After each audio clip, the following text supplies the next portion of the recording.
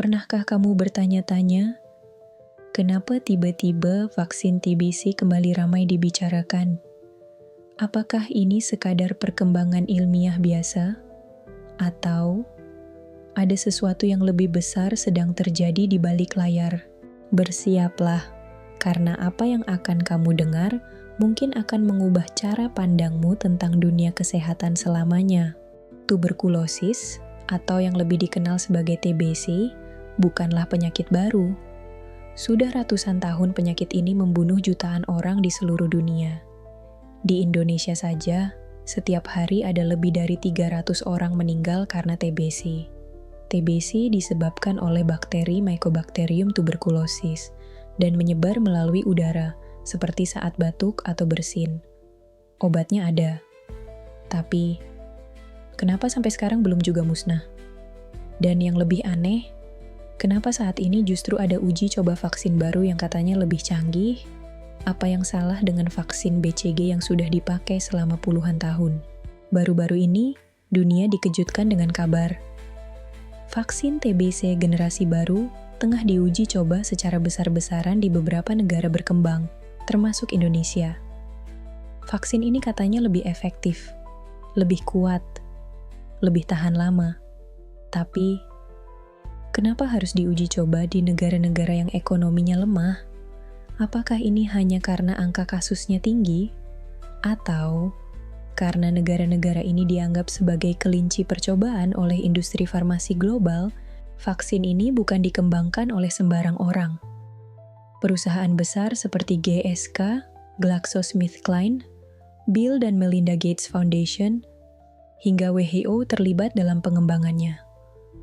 Beberapa pihak menyebut bahwa ini adalah niat baik, tapi di sisi lain tidak sedikit yang curiga. Apakah ini benar-benar demi kemanusiaan? Atau ada agenda tersembunyi yang sedang dijalankan? Bill Gates sendiri pernah mengatakan bahwa vaksin adalah investasi terbaik. Pertanyaannya, investasi untuk siapa? Beberapa teori konspirasi menyebutkan bahwa uji coba vaksin ini hanyalah bagian dari agenda global untuk mengontrol populasi dunia, mengatur sistem imun masyarakat agar ketergantungan pada vaksin, mengambil data genetik masyarakat lewat sampel darah uji coba. Teori-teori ini memang belum terbukti, tapi banyak yang percaya. Di forum-forum konspirasi internasional seperti Reddit, muncul diskusi tentang kemungkinan vaksin ini menyisipkan microchip atau bahkan menyebabkan sterilitas jangka panjang. Terlalu mengada-ada? Mungkin. Tapi jika kita lihat sejarah, hal-hal seperti ini pernah terjadi sebelumnya. Kita tidak bisa lupa bagaimana di tahun 1996, perusahaan farmasi Pfizer dituduh melakukan uji coba ilegal di Nigeria, yang menyebabkan puluhan anak meninggal. Atau bagaimana skandal vaksin HPV di India menyebabkan puluhan remaja perempuan menderita komplikasi. Fakta-fakta ini membuat banyak orang bertanya, apakah uji coba vaksin TBC saat ini benar-benar aman? Atau ini hanya pengulangan dari skenario lama? Kalau kamu berpikir teori konspirasi soal vaksin itu terlalu jauh, mari kita lihat sejarah. Tahun 1932, pemerintah Amerika Serikat menjalankan apa yang sekarang dikenal sebagai Tuskegee Syphilis Study, sebuah eksperimen tanpa persetujuan yang melibatkan ratusan pria kulit hitam miskin, yang dijanjikan pengobatan tapi justru tidak diberi apa-apa. Mereka dibiarkan menderita demi ilmu pengetahuan, dan itu bukan satu-satunya.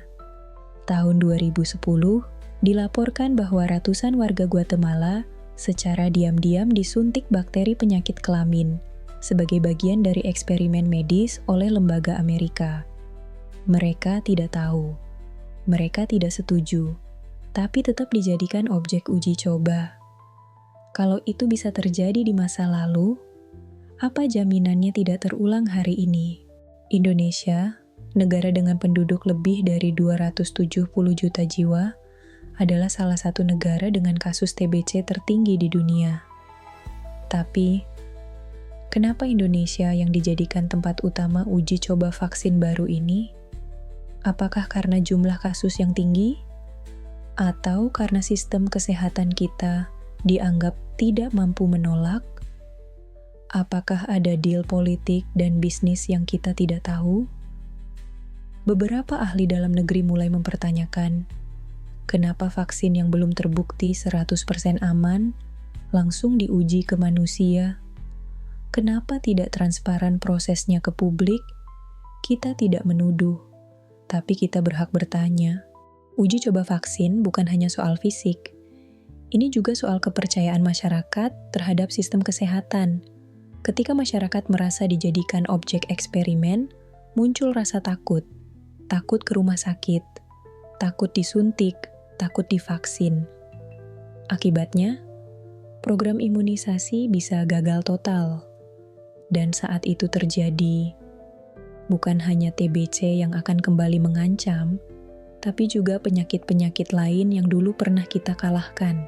Di Indonesia, beberapa rumah sakit besar telah ditunjuk sebagai lokasi uji coba. Relawan dikumpulkan, data mereka diambil, dan sebagian dari mereka bahkan tidak paham benar apa yang sedang mereka ikuti. Pemerintah mengatakan ini adalah langkah maju untuk memberantas TBC. Tapi, mengapa transparansi informasinya begitu minim? Secara medis, uji coba vaksin memang dibutuhkan untuk menyelamatkan nyawa. Namun di sisi lain, opini publik terus dibentuk oleh media. Vaksin ini aman. Jangan percaya hoax. Percayalah pada ilmuwan. Tapi, siapa yang membayar para ilmuwan itu? Siapa yang mengontrol media? Apakah uji coba vaksin TBC ini adalah harapan baru untuk masa depan yang bebas penyakit? Atau, apakah ini hanyalah bagian kecil dari permainan besar yang melibatkan kekuasaan, uang, dan kontrol global? Kami tidak meminta kamu untuk langsung percaya teori konspirasi. Tapi kami mengajak kamu untuk berpikir kritis, mencari tahu, bertanya, menolak diam. Karena di dunia yang penuh kebisingan informasi, kebenaran sering terkubur di balik suara paling keras. Terima kasih sudah menonton sampai akhir ya. Ingat, ini hanyalah teori konspirasi. Kebenarannya masih jadi misteri.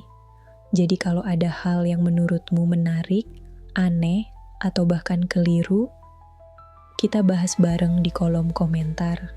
Sampai jumpa di cerita dunia berikutnya.